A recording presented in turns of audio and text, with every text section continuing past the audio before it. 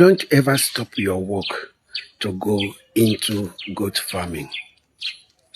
Instead, while you are still working, start a farm.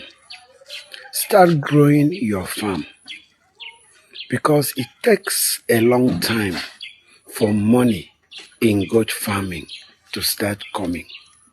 So you don't just leave your work and want to go into goat farming. No. Start planning. Prepare. Get the land. Fence the land. Plant your pastures.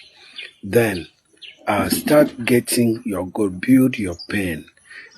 Part of the money, just keep saving and keep building your farm.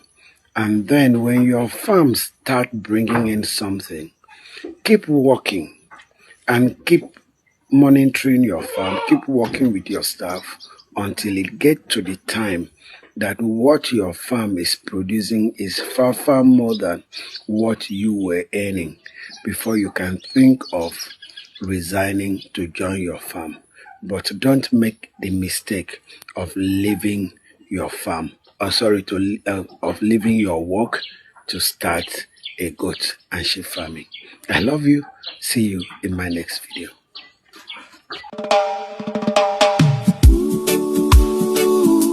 God bless the farmers